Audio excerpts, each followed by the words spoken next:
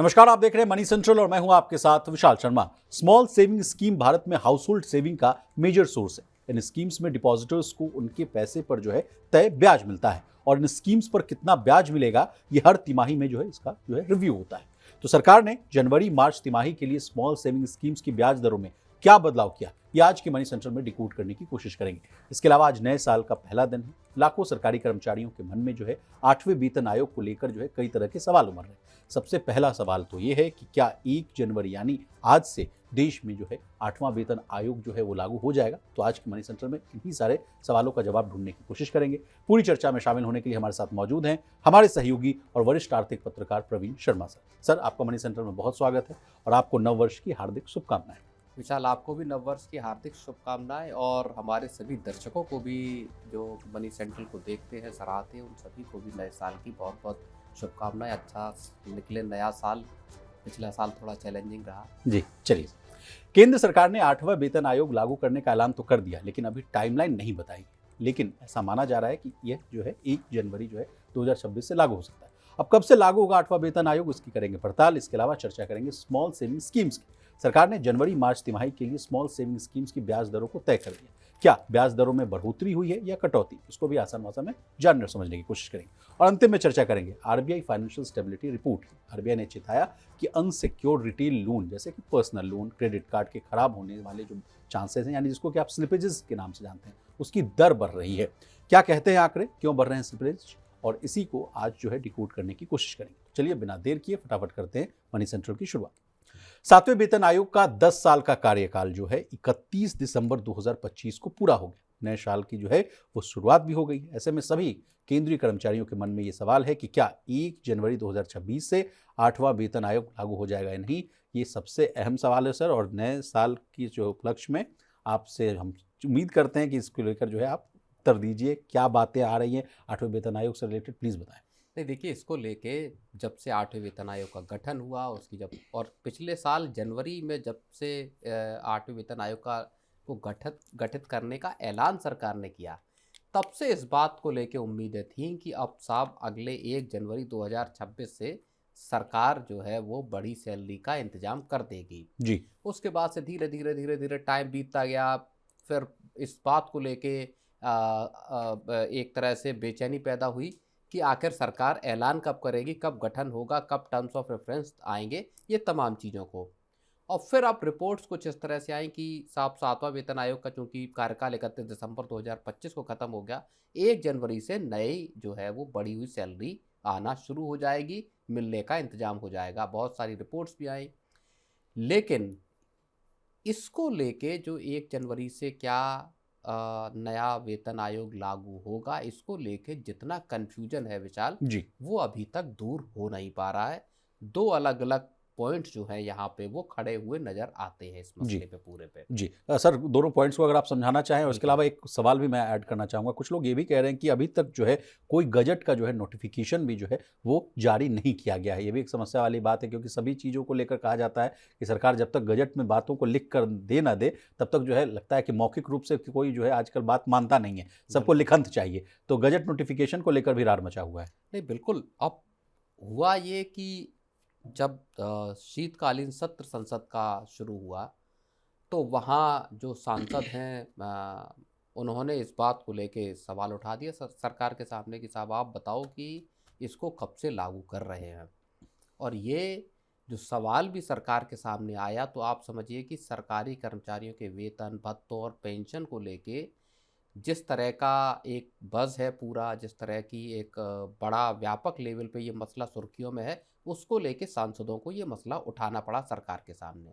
और फिर वित्त राज्य मंत्री पंकज चौधरी ने जवाब दिया कि साहब सरकार जब फैसला करेगी इसको लेकर आने का, वो कब से लागू होगा इसको लेकर सरकार फैसला करेगी, उचित वक्त पे इसकी जानकारी दी जाएगी। जी। अब वो कब से इसको लागू किया जाएगा, सरकार के लिए ये बताने में मुश्किल क्या आ रही है, मुझको ये थोड़ा सा मसला समझ में नहीं आता। जी।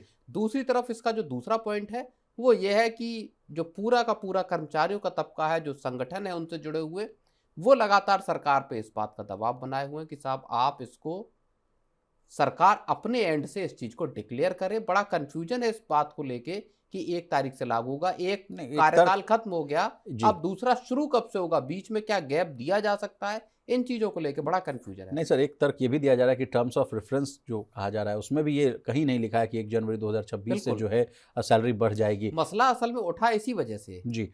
तो यानी जो तब सरकार का पक्ष ये आ रहा है कि टीओआर एक स्टडी और सिफारिश का जो है वो दस्तावेज है, कोई जो लागू करने वाला आदेश नहीं है कि इसमें आपको जो चीज़ लिखा हुआ है वो चीज़ बता दिया जाएगा। ऐसे भी तर्क जो है दोनों पक्ष की तरफ से जो है बातें सामने आ रही है सर, लेकिन अब देखना नहीं, होगा। सरकार लेकिन इस चीज को लेके सरकार अपनी तरफ से ये आश्वासन दे सकती थी, सदन में सरकार इस बात को बता सकती थी। जरूरी नहीं है कि टीओआर में उस चीज को लिखा जाता, लेकिन अगर सरकार सदन में भी इस बात का जिक्र सदन से तो करती, और सर मतलब समझिए कि भ्रामक, मतलब भ्रामक ऐसा नहीं कहना नहीं चाहिए, लेकिन सदन में जो बात कंफ्यूजिंग स्टेटमेंट आया नहीं है। सदन में जो बात कही, अगर सरकार सदन में इस बात को कह देती कि 1 जनवरी 2026 जी, से वही मैं इसका बात बोल रहा हूँ। लागू होना तय है, तो ये समझ लीजिए कि ये फिर पत्थर की लकीर होती, सरकार उससे फिर पीछे नहीं हट पाती।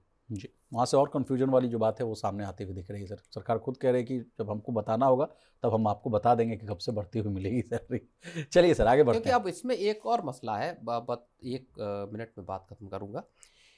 18 महीने का आपने कार्यकाल दिया है, 18 महीने बाद सिफारिशें आएंगी, उसके बाद उन सिफारिशों पे सरकार मंथन करेगी, तमाम तरीके के फीडबैक लेगी, और तमाम स्टेक कंसल्टेंसी, होल्डर्स के साथ बैठक होगी बिल्कुल सर। तमाम, हाँ, स्टेक होल्डर्स के साथ बैठक होगी, उनका फीडबैक लेगी, क्या किया जा सकता है क्या नहीं तो किया जा सकता। सरकार हो सकता है उसमें कुछ संशोधन सुझाए कि जी। साहब ये चीज़ें हम चाहते हैं कि बदल हम्म, दीजिए। जो क्राइटेरिया दिया है टीओआर में कि आप देश की आर्थिक परिस्थितियों का ख्याल रखिए, आप जो है देखिए कि पूरा फिस्कल कंसोलिडेशन का जो पाथ है वो डगमगा ना जाए, तो उस पाथ पे सरकार चलने का दायरा एक पहले ही दे चुकी है और इसको लेके भी नाराजगी आई।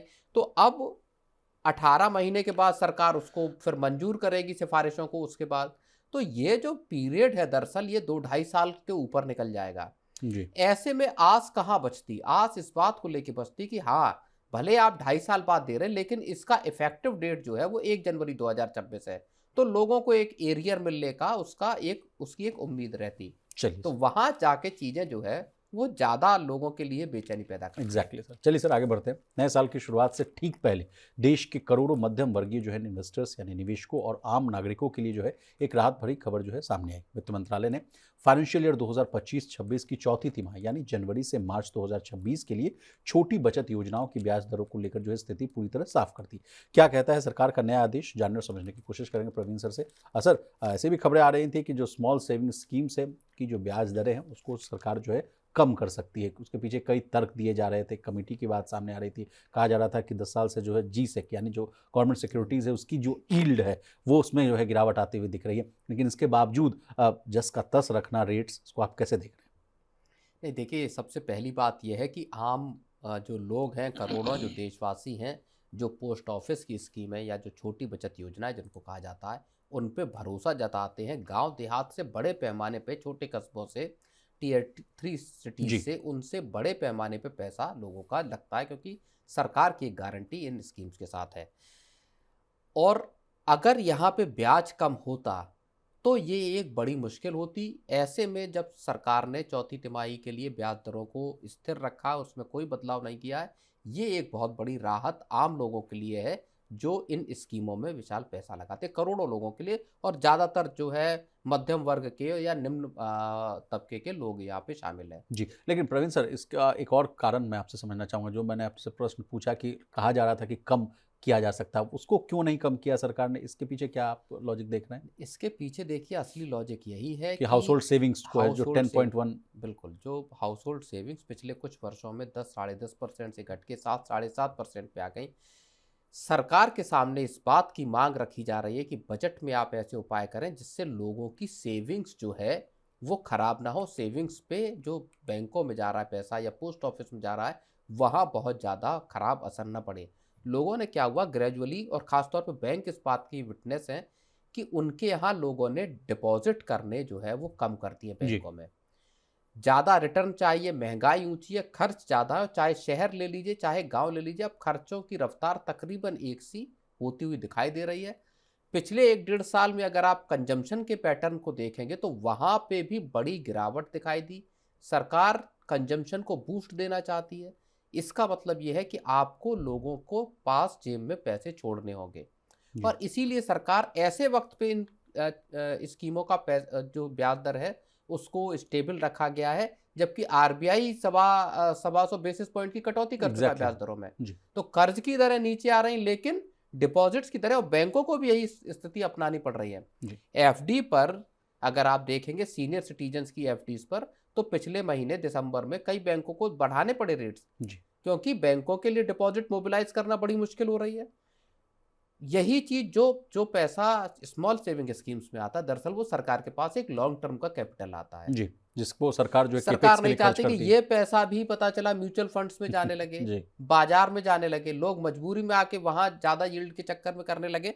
तो इसी वजह से बड़े जो रेट कट का साइकिल जो है चल रहा है, जिसमें उसमें सरकार इनकी जो स्थिति को वो पक्का बनाए हुए विचार। चलिए सर, आगे बढ़ते हैं। पिछले कुछ सालों में जो है पर्सनल लोन और क्रेडिट कार्ड जैसे जो है अनसिक्योर्ड रिटेल लोन की जो है बाढ़ ने जो है बैंकों की कमाई तो बढ़ाई, लेकिन अब यही तेजी जो है चिंता की वजह बनती दिख रही है। भारतीय रिजर्व बैंक ने चेताया है कि बिना गारंटी वाले रिटेल लोन में डिफॉल्ट के मामले बढ़ रहे हैं और ये खतरा जो है सबसे ज़्यादा जो है प्राइवेट बैंक यानी निजी बैंकों के पोर्टफोलियो में उभर कर सामने आ रहा है। सर, ये पूरा मामला है क्या, और उसको समझाइए एकदम आसान भाषा में।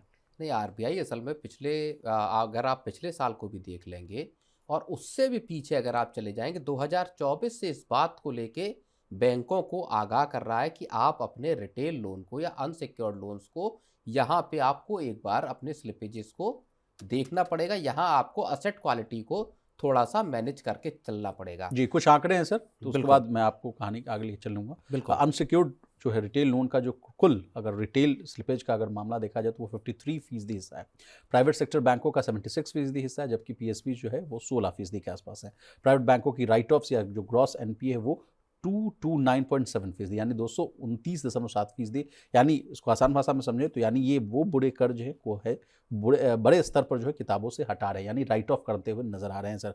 अनसिक्योर्ड रिटेल जो है जीएनपीए भी है जो थोड़ा बढ़ता हुआ नजर आ रहा है। बताइए सर, इन आंकड़ों को कैसे देखा जाए। नहीं, बिल्कुल, देखिए इसमें अब कुछ पहलू बहुत समझने वाले पहलू हैं जी। विशाल। एक तो ये है अनसिक्योर्ड लोन ऐसे लोन है जिन पे आपके पीछे कोई कोलैटरल नहीं है। कोलैटरल नहीं है, कोई चीज आपने बैंक को गिरवी नहीं रखी, मतलब बैंक के पास उस कर्ज को वसूलने के साधन बहुत सीमित है। जी। ऐसे कर्जों में प्राइवेट बैंक ज्यादा फिसड्डी साबित हो रहे हैं सरकारी बैंकों के सामने। अब आप ये देखिए कि एक दौर था जब सरकारी बैंकों के एनपीएस जो है वो सरकार ऑल के टाइम लिए हाई पे रहा। ज्यादा समस्या थे, प्राइवेट बैंक इस मामले में थोड़े से ठीक दिखाई देते अब थे। स्थिति उल्टी हो अब गई। कहानी पूरी पलट गई जी। है। अनसिक्योर्ड लोन के जो स्लिपेजेस के मामले हैं या जहां पे बैड लोन निकल के आ रहे हैं, वहां जो जो प्राइवेट बैंकों की हिस्सेदारी वो 76% है और सरकारी बैंकों का हिस्सा जो है वो केवल 16% रह गया है। तो ये एक बहुत बड़ा जो है वो, और ओवरऑल जो टोटल अगर आप रिटेल लोन को देख लीजिए, अनसिक्योर्ड लोन्स की अगर हम बात करें जिनके पीछे कोई कोलेटरल नहीं है, टोटल रिटेल लोन, जितने भी रिटेल लोन आम लोगों को जो कर्जा बांटा गया है, उसमें अनसिक्योर्ड लोन्स की हिस्सेदारी 53% है। यानी आपने अगर 100 रुपए बांटे हैं बैंकों ने, उसका 53% हिस्सा अनसिक्योर्ड लोन्स का। इससे आप इस स्थिति का अंदाजा लगा सकते हैं कि बैंकों के सामने, और उसमें भी प्राइवेट बैंकों के सामने, मुसीबत कितनी बड़ी है। जी। अब जी। हुआ क्यों है? बैंकों ने दरअसल पिछले कुछ वक्त में बड़ा एग्रेसिवली जी। अपनी क्रेडिट ग्रोथ को बढ़ाने के लिए इस ताबड़तोड़ तरह के लोन कर्ज बांटे हैं।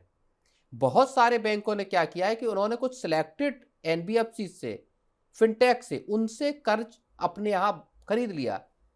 एनबीएफसी ने आपको कर दिया, आप जैसे 50 लोगों का को जो कर्ज एनबीएफसी ने दिया, पूरा का पूरा 50 लोगों का कर्ज बैंक ने खरीद लिया। अब सीधा सीधा retail portfolio, retail loan book bank की बढ़ गई। तो क्रेडिट ग्रोथ दिखाने के लिए जब एनबीएफसी से कर्ज खरीद लिया, इसको लेके आरबीआई ने कहा कि ये डेट का जो है या रिस्क का कंसंट्रेशन है। जी सर, जोखिम क्यों बढ़ रहा है, रिस्क क्यों बढ़ रहा है, इसको भी समझ लेते हैं आपसे। बैंकों द्वारा खरीदे गए, जैसा कि आप बता रहे, करीब 80% जो लोन है वो सिर्फ कुछ गिनी चुनी जो एनबीएफसी जो है उससे आ रही है। तो अगर इतनी बड़ी एनबीएफसी से अगर किसी भी तरह का अगर संकट भी आता है, अगर आप ठीक है एक्यूमुलेट कर रहे हैं 80% ले रहे हैं, संकट आता है तो कई एक साथ जो है कई बैंकों के जो है उस पर असर पड़ता हुआ दिखेगा। इसीलिए आरबीआई ने जो है कंसंट्रेशन रिस्क और को रिलेटेड रिस्क का एक जो है टर्मिनोलॉजी वो बिल्कुल। देते हुए दिखा रहा है, बताया जा रहा है सर। तो एनबीएफसी सेक्टर की भी हालत तो कहीं छुपी है नहीं सर, वहाँ भी थोड़ा जो है दिक्कत चल ही रहा है। एनबीएफसी बिल्कुल। सेक्टर का जोखिम बताने का जो पैमाना है प्रवीण सर, एनबीएसआई सितंबर 2025 में बढ़ता हुआ दिखा इसका है। मतलब यह है कि बैंक अपने बूते कर्ज असल में रिटेल कर्ज बांटने में नाकाम है एनबीएफसी का और सहायता इसके लेना पड़ रहा है। इसीलिए एनबीएफसी का के नेटवर्क का सहारा ले रहे हैं। एनबीएफसी के जरिए देखिए कर्जों को किस तरह लिया जाता है, जहां पे कि ज्यादा ब्याज दर पे आपको लोन मिलते हैं, जी जो कि पूरी तरह से 100% आप आरबीआई के रेगुलेशंस को फॉलो नहीं करते। अगर आप और इसीलिए उन कर्जों में रिस्क ज़्यादा होता है, क्योंकि वो ऐसी एसेट्स पर भी कर्ज दे देते हैं, ऐसी चीज़ों के लिए भी कर्ज दे देते हैं जहां से आपको, या ऐसे लोगों को कर्ज दे देते हैं जहां से आपको वापसी की उम्मीद कम होती है। जी तो अगर 10 में से 2 या 4 लोग डिफॉल्ट कर गए तो 6-7 लोगों से जो पैसा मिला वो इतना हुआ कि उसने 2-4 लोगों की जो डिफॉल्ट है उसकी उसकी भरपाई भरपाई कर कर ली। दी। लेकिन बैंकों के लिए ये चैलेंजिंग साबित हो सकता है वसूली के लिहाज से। चलिए सर आगे बढ़ते हैं। नए साल की शुरुआत में चीन ने ताइवान को लेकर अपना जो है इरादा सिर्फ जो है फिर से साफ कर दिया है। राष्ट्रपति शी जिनपिंग ने साफ शब्दों में कहा कि चीन और ताइवान का एकीकरण जो है वो होकर रहेगा और इसे कोई रोक नहीं सकता। प्रवीण सर, ताइवान के जो है चारों ओर अब तक के सबसे बड़े जो है सैन्य अभ्यास किए जा रहे हैं। अमेरिका की ओर से जो हथियारों की जो है आपूर्ति और बढ़ते हुए जो है ग्लोबल टेंशंस के बीच ये जो बयान आ रहा है, ये क्या एशिया ही नहीं बल्कि पूरी दुनिया के लिए क्या एक चिंता का सबक बन सकता है या नहीं? नहीं, देखिए नए साल की शुरुआत पर सबसे पहली खराब खबर असल में वो चीन की तरफ से मिली है। जी पूरी दुनिया इसने इस साल का अंत इस नोट के साथ किया था कि शायद 2025 का अंत इस नोट के साथ किया था कि शायद नया साल नई उम्मीदें, जी नई अपॉर्चुनिटीज और दुनिया में शांति लेकर आएगा। मतलब जो ग्लोबल अनसर्टेनिटीज का जो ग्लोबल दौर था वो खत्म अनसर्टेनिटी, होगा। ग्लोबल लेवल पे जो वॉर चल रही है दुनिया के अलग अलग हिस्सों में, उम्मीद ये जताई जा रही थी कि रूस और यूक्रेन की सबसे बड़ी जो जंग है वो खत्म होगी। लेकिन साल की पूर्व संध्या पर, नए साल की पूर्व संध्या पर शी जिनपिंग ने जो एक राष्ट्र के नाम संदेश दिया है, उस संदेश में उन्होंने कुछ अलग इरादे जाहिर कर दिए हैं और इसने पूरी दुनिया की नए साल की सुबह पर ही नींद जो है वो खराब कर दी है। जी आपके लिए नया साल की जो पहली खबर ही, जो अगर ग्लोबल लेवल पर अगर हम देखें, जियोपॉलिटिकल लेवल पर अगर हम देखें, तो ये आपके लिए एक सिरदर्द पैदा करती हुई दिखाई दे रही है विशाल। जी सर, अब कुछ जो ताइवान के जो चारों तरफ जो सेना का जो बड़ा प्रदर्शन हुआ है उस डेटा से भी आपको बाखबर कर देते हैं। असली जो है गोलीबारी के साथ जो है अभ्यास किया गया है। बिल्कुल। जो जितने भी जो ड्रिल एक्सरसाइजेज हैं वो किए गए हैं। जो द्वीप है आइसलैंड है, आइलैंड के जो है चारों ओर से उसको घेरने की, नाकेबंदी करने का भी जो अभ्यास किया गया है और इसको, इन अभ्यासों को जो है जस्टिस मिशन 2025 का नाम दिया गया है सर। तो अब तक का सबसे बड़ा जो सैन्य अभ्यास है वो कहा जा रहा है कि चीन की तरफ से किया जा रहा है। देखिए चीन के राष्ट्रपति शी जिनपिंग ने जो अपना संदेश दिया है राष्ट्र के नाम, उसमें उन्होंने कहा है कि ताइवान का चीन के साथ यूनिफिकेशन या एकीकरण जो जी है वो अनस्टॉपेबल है, यानी उसको कोई रोक नहीं सकता, इमिनेंट है, तय है। जी बिल्कुल नए साल की पूर्व हम एक संध्या ही पर परिवार उन्होंने, हैं ऐसा कहते हुए दिख रहे हाँ हैं। वो, खून का रिश्ता है। हाँ, इसके ठीक पहले ये समापन हुआ उनकी जो सबसे बड़ी लाइव ड्रिल थी, ताइवान का जो पूरा इलाका है उसको चारों तरफ से घेरने की, उसकी सबसे बड़ी चीन की जो लाइव ड्रिल थी। अब इसका, और चीन लंबे वक्त से इस बात को कहता आ रहा है कि वन चाइना पॉलिसी के तहत ताइवान चीन का हिस्सा है। ताइवान एक बिल्कुल ऑटोनोमस स्वतंत्र देश के तौर पर अपनी मान्यता को चाहता है। दुनिया के तमाम देश देते नहीं है उसको, जी अलग सरकार है, अलग तरीके से पूरी चल रही। अभी ही अमेरिका ने 11 अरब डॉलर की अब तक की सबसे बड़ी सैन्य सहायता ताइवान को स्वीकृत की राष्ट्रपति ट्रंप के अंडर। अब इस खबर को समझने की कोशिश कीजिए कि जी असल में हो क्या सकता है और क्यों मैं ये बात कह रहा हूं कि 2026 एक और युद्ध का साल साबित हो सकता है विशाल। जी चीन की तैयारी ये है कि वो इस साल ताइवान पर अपना जो यूनिफिकेशन का है, बिल्कुल बहुत अहम मौके पर उन्होंने ये बयान दिया और वो चाहते हैं कि हम इस साल ताइवान का चीन के साथ जी एकीकरण कर लें। अमेरिका वेनेजुएला पे हमले की लगातार कोशिशें कर रहा है। कोशिश कर रहा है, लगातार इस तरह के बयान है। उन्होंने कहा कि हमने CIA को ऑर्डर दे दिए कि आप अपने ऑपरेशन वेनेजुएला में कर सकते हैं। अमेरिका वेनेजुएला में एक अपनी पपेट गवर्नमेंट कह लीजिए, या ये चाहता है कि वहां पे डेमोक्रेसी स्थापित हो जाए, जी, ताकि उस पर जो है क्रूड का जो है ताकि क्रूड की लगाम, क्रूड का उन्होंने वहां पे सैंक्शन कर दिया है जो जहाजों को, कि जो वो जहाज वहां से ना ऑयल को ले जा सकते ना ला सकते। एक जहाज को अपने कंट्रोल में कर लिया, उसको ले गए, उसका तेल भी ले लिया, My God. वेनेजुएला का जहाज। रूस यूक्रेन की जंग का अभी पीस डील हो नहीं पाई। जी, रूस चाहता है कि साहब दो उसके रीजन जो है वो कम से कम उसके हाथ आ जाए, और उसी एंड पे अभी कल परसों ये हुआ कि जो है यूक्रेन की तरफ से रूसी राष्ट्रपति के आवास पे जो है वो ड्रोन की बमबारी कर दी गई, तो मामला और एस्केलेट हो गया। ठीक है। अब समझिए कि स्थिति क्या है। रूस यूक्रेन की जंग रुकी नहीं है, ताइवान को लेके चीन नए पैंतरे खेल रहा है, उसको लेने की कोशिश कर रहा है, और इधर अमेरिका और वेनेजुएला में जंग। तो दुनिया तीन दरअसल जंगों में जी, घिरती नजर आ रही है। और चौथी जो इजराइल और हमास और बाकी का जो रीजन है, जिसमें ईरान ने एक बड़ा ये बात कही मिडिल अभी। ईस्ट क्राइसिस भी आप बोल रहे थे सर। बिल्कुल, मिडिल ईस्ट क्राइसिस में ईरान ने अभी ये बोला कि वो यूएस, यूरोप और इजराइल के साथ जंग की स्थिति में, जंग के हालात में है। तो दुनिया क्या दरअसल 2026 में कुछ नई जंगें होंगी? क्या अमेरिका चीन को रोक पाएगा कि वो ताइवान पे कब्जा ना करे? जी, और इस सब को अगर इन टोटलिटी अगर आप इकोनॉमिक्स के हिसाब से देखें, इकोनॉमीज के हिसाब से देखें, तो 50% टैरिफ भारत पर था, दुनिया भर पे टैरिफ का चक्कर लगा हुआ है। और अब जब जंगें होंगी तो जाहिर तौर पर क्रूड ऑयल से लेके पूरी की पूरी जो सप्लाई लाइन है, सप्लाई चेन है, वो सब डिस्टर्ब होगी जी। अगर चीन अटैक करता हो, बाकी जी। चीजें। तो दुनिया भर की इकोनॉमीज के लिए दरअसल 2026 बहुत चैलेंजिंग साबित हो सकता है। लेकिन विशाल। सर कमोडिटीज़ के लिए जो है ये एक बड़ा अवसर हो गया। बिल्कुल। तमाम जिस तरह से जो आपने बहुत ही अच्छे बिल्कुल। से आसान भाषा में समझाने की कोशिश की, इसके बाद तो सर समझ में मुझे आ रहा है कि गोल्ड, सिल्वर और तमाम जितने भी जो कमोडिटीज़ हैं उनकी कीमतों में और आग लगेगी, क्योंकि लोग Definitely। जो है अगर इकोनॉमीज चरमराएंगी, मार्केट्स अगर गिरेंगे, तो सब लोग जो है सेफ हेवन की तरफ रुख करेंगे। और जो ऑल टाइम हाई के आसपास अभी गोल्ड, सिल्वर, प्लैटिनम चल रहा है, कॉपर को भी जोड़ लीजिए इस लिस्ट में, इनकी कीमतों में तो और आग लगेगी। बिल्कुल, ये बात तय आप मानकर चलिए कि जब इस तरह की अनसर्टेनिटी बढ़ेगी, जंग के हालात बढ़ेंगे, तो सोना भी भागेगा, सिल्वर भी भाग सकता है, और कॉपर या बाकी के जो मेटल्स हैं उनकी भी आप समझिए कि उनके लिए भी, क्योंकि सेफ हेवन के तौर पर गोल्ड, सिल्वर, इनकी खरीदारी में, इनकी डिमांड में अब तेजी रोज आप आएगी। देखिए ना सर, अगर सिल्वर का ही मैं डेटा देखता हूं तो कभी 9% का लोअर सर्किट, कभी 6% का अपर सर्किट लग रहा है। ये 2-3 दिन से मैं लगातार इस डेटा को देख रहा हूं। इतनी हाई वोलेटिलिटी और इतनी हाई अनसर्टेनिटी देखने को मिल रही है इतने हैवी मेटल्स में सर। बिल्कुल। चलिए सर आगे बढ़ते हैं।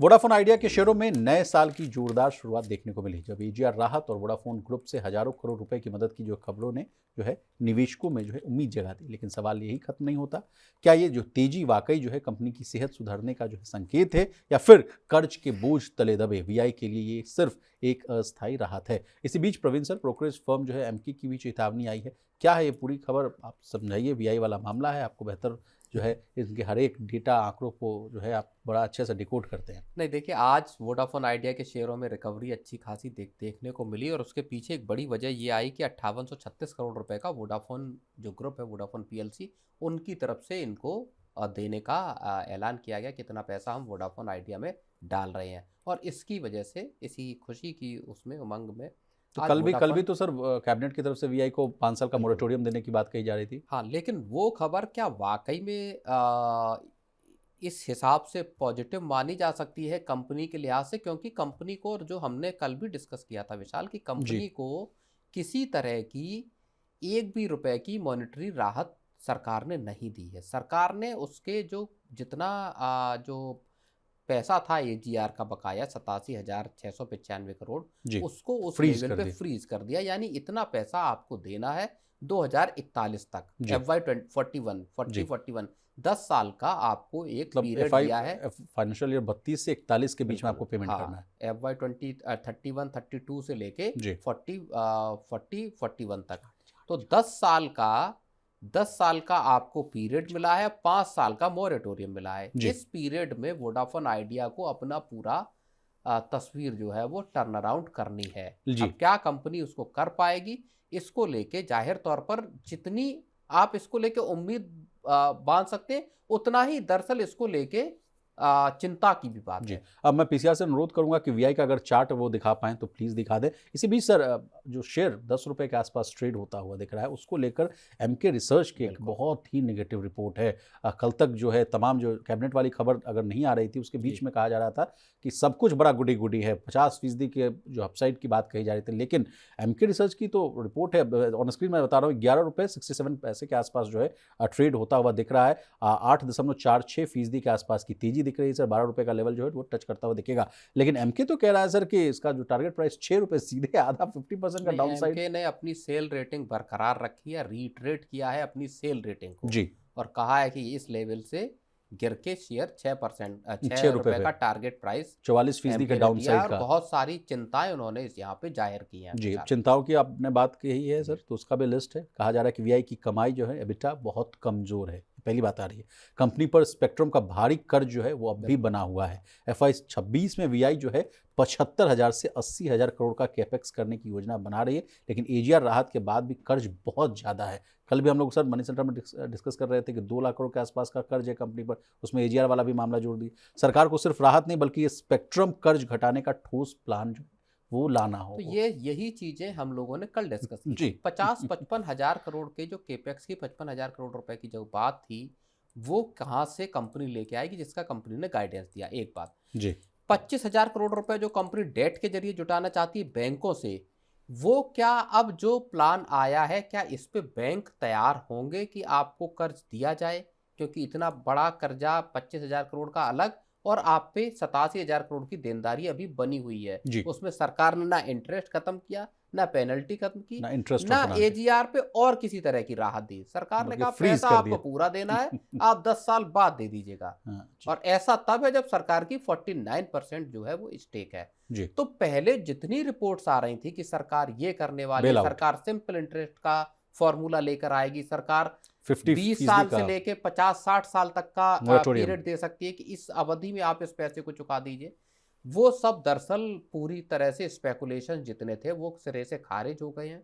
सरकार का प्लान एक तरह से बड़ा हार्ड हिटिंग है कंपनी के लिए। मुझे लगता है कि कंपनी को बहुत बहुत संभल कर बहुत ठोस कदम उठाने होंगे, मैनेजमेंट को, जो एग्जीक्यूटिव्स हैं उनको, और तभी कंपनी को इस पूरे के पूरे, और आप समझिए कि 2041-42 तक कंपनी को इस कर्ज को चुकाने का पूरा प्लान रेडी करना होगा कि जी, आखिर आप इस कर्ज को चुकाएंगे कैसे। जी, सरकारी कर्ज ही है अभी तो ये केवल। इसके एग्जैक्टली, बाद बैंकों का या जो बाकी की बोरोइंग्स हैं जो तकरीबन 2 लाख करोड़ के आसपास बैठती हैं, वो भी आपको चुकाना है, इंटरेस्ट के पेमेंट भी आपको करने हैं।